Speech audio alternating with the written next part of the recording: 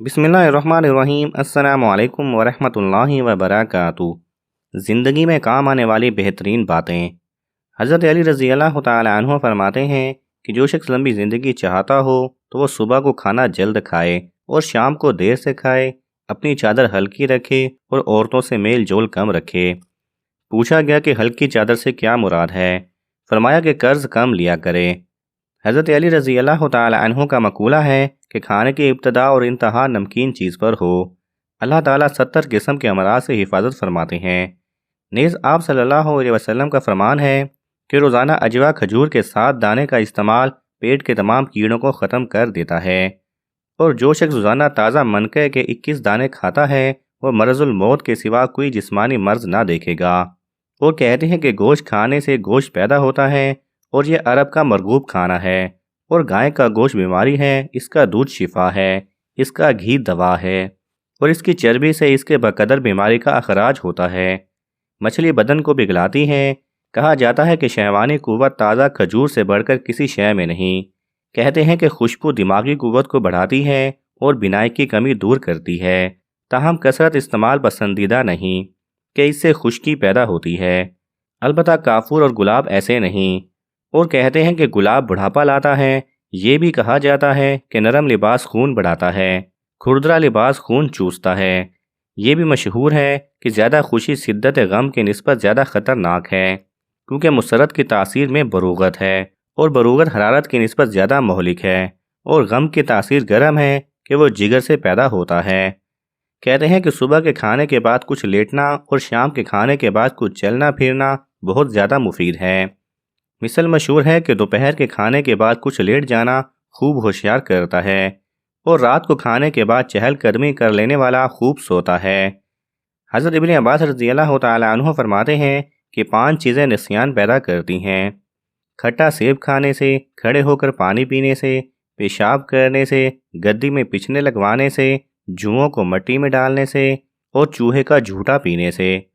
کہتے ہیں کہ قبروں پر لگی ہوئی تختیاں پڑھنا، دھنیا کھانا، قطار کے 2 اونٹوں کے درمیان چلنا اور 2 عورتوں کے درمیان چلنا بھی نسیان پیدا کرتا ہے۔ کہتے ہیں کہ سبزے پر نگاہ لگانا، جاری پانی، حسین چہرہ اور والدین کا چہرہ دیکھنا، نماز میں سجدہ کی جگہ پر نظر لگانا، لیمو اور سرخ کبوتر کی طرف دیکھنا نظر کے لیے مفید ہے۔ کہتے ہیں کہ سردی میں آگ کی 5 خوبیاں ہیں۔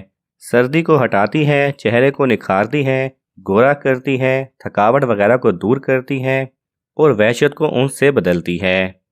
فقیہ ابو علیس رحمۃ اللہ علیہ فرماتے ہیں کہ ابن مکفہ کا قول ہے کہ جو شخص جنسی خواہش پوری کرنے کے بعد پانی سے استنجا نہیں کرتا اور کسی تکلیف میں مبتلا ہو جاتا ہے تو اسے اپنے نفس ہی کو ملامت کرنا چاہیے، لیکن فقیہ رحمۃ اللہ علیہ فرماتے ہیں کہ استنجا کر لینا گو جسمانی صحت کے لیے مفید ہے، نہ کرے تو امید ہے کہ نقصان نہیں ہوگا، کیونکہ حضرت ابن عمر رضی اللہ تعالی عنہ فرماتے ہیں کہ نبی کریم صلی اللہ علیہ وسلم بحالت جنابت بلا استنجا کیے بعض دفعہ سو جایا کرتے تھے۔ ابن مکفہ کا یہ بھی قول ہے کہ اگر ناپاکی کی حالت میں بیوی کے قریب جائے گا تو بچہ پاگل یا کم عقل پیدا ہوگا تو وہ اپنے ہی نفس کو ملامت کرے۔ کہتے ہیں کہ بھرے پیٹ نفسانی خواہش پوری کرنے سے پیدا ہونے والی اولاد بھاری طبیعت اور ثقیل مزاج اور کند ذہن ہوتی ہے، اور خالی پیٹ ایسا کرنے سے ہلکی پھلکی طبیعت، چست چالاک یعنی ذہین اولاد پیدا ہوتی ہے۔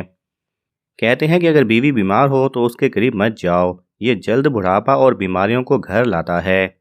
جب کوئی شخص سونے کا ارادہ کرے اور معدہ کھانے سے پور ہو تو بہتر ہے کہ یہ پہلے سنت کے مطابق دائیں کروٹ پر لیٹ جائے، کروٹ بدل کر کہ اس سے کھانا خوب ہضم ہوتا ہے، اور حرکت کرنا اور کروٹ بدلنا اس سے اور زیادہ مفید ہے۔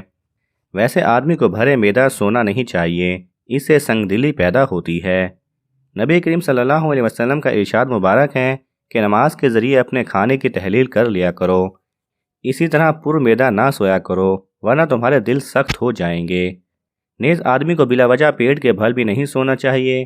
روایت ہے کہ نبی کریم صلی اللہ علیہ وسلم نے ایک آدمی کو پیٹ کے بھل لیٹے ہوئے دیکھا تو آپ صلی اللہ علیہ وسلم نے ٹھوکر مارتے ہوئے فرمایا، یوں مت لیٹو، ایسا لیٹنا اللہ تعالیٰ کو ناپسند ہے۔ اور اگر کوئی شخص خوب پیٹ بھرنے کی وجہ سے تکلیف کا خطرہ محسوس کرتا ہے تو پیٹ کے نیچے تکیہ رکھ کر لیٹ جانے میں حرج نہیں کہ یہ معذور ہے اور بوقت ضرورت گنجائش نکل ہی آتی ہے۔ تاہم ایسے شخص کو اتنا زیادہ کھانے پر توجہ کرنی چاہیے کہتے ہیں کہ کھانے سے پہلے ٹھنڈا پانی پینا معدے کی حرارت کو کم کرتا ہے، اور کھانے کے بعد پانی پینا معدے کو گرم اور بدن کو موٹا کرتا ہے۔ اور کوئی پھل مثلاً سیب، زرد، آلو، انگور، منکا وغیرہ کھانے کے بعد پانی نہیں پینا چاہیے، اس سے معدے میں فساد پیدا ہوتا ہے۔ بہتر یہ ہے کہ جو بھی کھایا جائے اس کے 1 یا 2 گھنٹے کے بعد پانی پیا جائے، اس سے مضرت کا اندیشہ کم ہو جاتا ہے۔ گرم چاول یا کوئی میٹھی چیز کھانے کے بعد ٹھنڈا پانی دانتوں کو نقصان دیتا ہے، ایسے وقت 1 2 لقمے روٹی کے کھا کر پانی پئیں، اس سے مضرب کم ہوتی ہے۔ کہتے ہیں کہ گرم روٹی مچھلی کے ساتھ کھانے سے پیٹ میں کیڑے پیدا ہو جاتے ہیں، اور جو شخص مچھلی اور انڈا پیٹ میں جمع کرتا ہے یعنی اکٹھے کھاتا ہے، پھر نکرس کے درد یا فالج میں مبتلا ہو جاتا ہے، تو اپنے نفس کو ہی ملامت کرے۔ اور کہا کہ جو آدمی اپنے پیٹ میں نبیذ اور دودھ جمع کرتا ہے اور وہ برس میں مبتلا ہو جاتا ہے، ایسے بھی وہ اپنے آپ کو ہی ملامت کرنی چاہیے۔ کہتے ہیں کہ مچھلی بکثرت کھانا بینائی کے لیے مضر ہے، اور پیٹ میں دودھ کے ساتھ ساتھ کوئی سبزی یا کھٹی چیز جمع کرنا بھی مناسب نہیں۔ ایسے ہی کنویں اور نہر کا پانی بھی بیک وقت پیٹ میں جمع کرنا نہیں ہونا چاہیے۔ ہاں، پہلا پیا ہوا ہضم ہو جائے تو مذائقہ نہیں، اور بار بار کھڑے کھڑے کھاتے رہنا بھی ٹھیک نہیں۔ کھانے کا ایک وقت مقرر ہونا چاہیے، تھوڑا تھوڑا کھانے سے پہلا کھانا ہضم ہونے سے پہلے پیٹ میں جائے گا تو معدہ کمزور پڑ جاتا ہے۔ مشہور ہے کہ سخت گرمی کے اوقات میں گوشت کا بکثرت استعمال کئی امراض کا باعث ہوتا ہے۔ کہتے ہیں کہ بدن کے لیے سب سے زیادہ مضر وہ روٹی ہے جو بہت ہی گرم ہو، جسے پکتے وقت، اور سب سے کم مضر والی روٹی وہ ہے جس میں 1 رات گزر چکی ہو، بشرطے کہ وہ سخت نہ ہو گئی ہو۔ اور جسم کے لیے مضر گوشت بدن کے نچلے حصے والا ہوتا ہے، اور کم اجرت والا وہ ہے جو بدن کے اوپر والے حصے اور سر کے قریب ہوتا ہے۔ کہتے ہیں کہ بھرے معدہ کچا ناریل کھانے سے بدہضمی ہوتی ہے، اور روٹی کے ساتھ بادام کا استعمال یا تنہا بادام ہضم میں تاخیر پیدا کرتے ہیں۔ ایسے ہی تازہ یا بلا امیر روٹی بھی دیر سے ہضم ہوتی ہے، تو توت یا زرد آلو نہار منہ کھانے سے حرج نہیں، مگر کھانا کھانے کے بعد بیماری کا موجب ہے جب تک کہ خوب بھوک نہ لگ جائے۔ اور زرد آلو اگر کچا ہو تو معدے کو کمزور کرتا ہے۔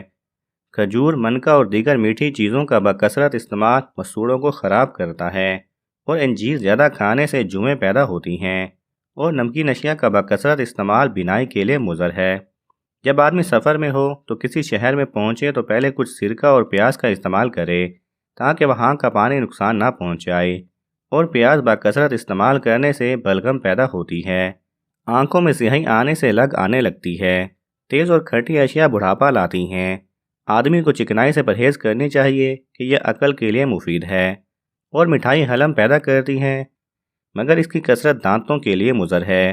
کہتے ہیں کہ مسور قلب رکت پیدا کرتے ہیں اور خون کو صاف، البتہ زیادہ استعمال دانتوں کے لیے مضر ہے، اور کدو دماغ کی قوت بڑھاتا ہے۔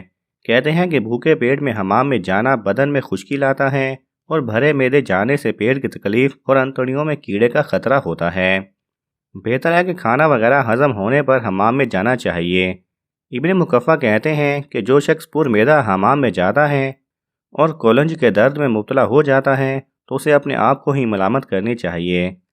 تازہ مچھلی کھا کر فوراً حمام میں جانے والا اگر فالج اور کالن کا شکار ہو جاتا ہے تو اپنے نفس کو ہی ملامت کرے، اور حمام میں جاتے وقت دفعتاً اس میں داخل نہ ہونا چاہیے، بلکہ پہلے کمرے میں پھر دوسرے میں ذرا ٹھہر کر داخل ہو، اور نکلتے وقت بھی یہی کرنا چاہیے، اور فوراً ہی اپنے اوپر ٹھنڈا پانی نہیں ڈالنا چاہیے، اور نکلنے کے فوراً بعد ٹھنڈا پانی پینا بھی نہیں چاہیے کہ یہ جسم کے لیے مضر ہے۔ کہتے ہیں کہ گرمی میں حمام جانا سردی کی بنسبت زیادہ مفید ہے، مگر گرمی میں پانی تیز گرم ہونا چاہیے کہ اس سے کسی آفت کا خطرہ ہے۔ سردی کے موسم میں حمام سے نکل کر فوراً کپڑے پہننے چاہیے تاکہ ٹھنڈی ہوا نقصان نہ پہنچائے، اور سر کو بھی ڈھانپے رکھیں کہ سر درد نہ ہو جائے۔ بال صاف کرنے سے 1 دن رات قبل یا 1 دن رات بعد مجامعت نہیں کرنی چاہیے۔ کہتے ہیں کہ ٹھنڈے پانی سے باکثرت نہانا بیماری لاتا ہے اور بدن کو سیاہ کرتا ہے۔ مشہور ہے کہ گرمی میں ٹھنڈے پانی سے اور سردی میں گرم پانی سے غسل کرنا خوب مفید ہے، مگر پانی نیم گرم یا تیز ٹھنڈا نہیں ہونا چاہیے۔ اگر چہرے کی جلد خشک ہے تو عرق گلاب اور لیموں کے رس میں سفید گلیسرین ملا کر لگانے سے چہرے کی خشکی دور ہو جاتی ہے۔ اگر چہرے کی جلد خشک ہے تو چند دن تک صبح کو ہی دہی لگانے سے چہرے کی خشکی دور ہو جاتی ہے۔ اگر چہرے کی رنگت نکھری ہوئی نہ ہو تو بیسن میں دودھ، لیموں کا رس اور چٹکی بھر ہلدی چہرے پر لگائیں۔ جب خشک ہو جائے تو پانی سے دھو لیں۔ اگر چہرے کی رنگت نکھارنی ہو تو گاجر کا رس روئی کی مدد سے چہرے پر لگائیں، لگاتار 1 ماہ تک۔ اگر چہرے کو ملائم کرنا ہو تو دودھ کی بلائی میں خالص شہد ملا کر چند ہفتوں تک اپنے چہرے پر ملیں۔ اگر چہرے پر سیاہیاں چھانے لگے تو چند روز چہرے پر ٹماٹر کا رس ملنے سے چہرہ شاداب ہو جاتا ہے۔ اگر چہرہ کالا پڑنے لگے تو چند روز دودھ سے دھونے سے چہرے کی کالس دور ہو جاتی ہے۔ اگر چہرے کی رنگت اڑی اڑی ہو تو پودینے کے پتے ابال کر ٹھنڈے کر لیں اور اس کا پانی روزانہ 1/4 کپ کے برابر پئیں۔ اگر چہرے کا رنگ صاف کرنا ہو تو سرسوں اور تلوں کو باریک پیس کر دودھ میں پھینٹ لیں اور رات کو چہرے پر لگانے سے رنگ صاف ہو جائے گا۔ اگر چہرے کو تر و تازہ کرنا ہو تو انڈے کی سفیدی چہرے پر ملیں۔ اگر چہرے پر دانے نکل آئے ہوں تو سندل کا پاؤڈر، پیسی ہوئی سیاہ مرچ یا پیسی ہوئی کھجور کی گٹھلی کو چہرے پر دودھ میں پھینٹ کر لگائیں۔ لگاتار 15 دن یہ عمل کرنے سے دانے ختم ہو جائیں گے۔